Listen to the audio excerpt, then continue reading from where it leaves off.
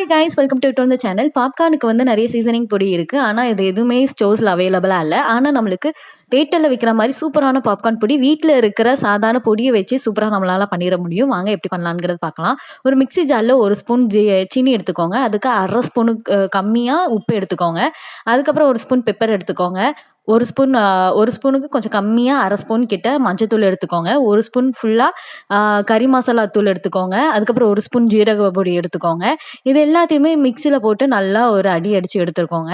இதுதான் நம்மளுடைய பேசிக்கான மிக்சிங் பொடி. இதில் நம்ம வந்து சிட்ரிக் பொடி நம்ம ஆட் பண்ணிக்கலாம். அதுக்கப்புறம் கார்லிக் பொடி ஆட் பண்ணிக்கலாம். ஆனால் இதுவே ஃப்ளேவர் செம்மையாக இருக்கும், சூப்பராக இருக்கும். அந்த சீனி அந்த உப்பு எல்லாமே வேற லெவலில் இருக்கும். இதை நீங்கள் ட்ரை பண்ணி பாருங்க. இப்போ வந்து நான் பாப்கார்ன் வந்து அடுப்பில் நான் வச்சிருக்கேன். பாப்கார்னும் சூப்பராக ரெடி ஆயிடுச்சு. இப்போ வந்து நம்ம சீசனிங் பொடியை நம்ம செஞ்சு வச்சிருக்கோம்ல, அந்த சீசனிங் பொடியை வந்து மேலே லைட்டாக தூவி நம்ம வந்து எல்லாத்தையுமே மிக்ஸ் பண்ணிக்கிடணும். மிக்ஸ் பண்ணிட்டா நம்மளுடைய பாப்கார்ன் சீசனிங் வந்து சூப்பராக ரெடி ஆகும். ஃப்ளேவராக செம்மையாக இருக்கும். இதை நீங்களும் ட்ரை பண்ணி பாருங்கள். நம்ம பேசிக்காக உப்பு மஞ்சத்தூள் மட்டும் தான் ஆட் பண்ணியிருப்போம். இதே மாதிரி ஃப்ளேவர்ஸ் நிறைய ஆட் பண்ணி நீங்கள் டேஸ்ட் பண்ணி பார்த்தீங்கன்னா சீரியஸாகவே ரொம்ப நல்லாயிருக்கும். அதே மாதிரி பாப்கார்ன் பொரிக்க மிச்சில பட்டரில் நீங்கள் பொரிச்சிங்கன்னா இன்னும் ஃப்ளேவர் வேறு லெவலில் இருக்கும்.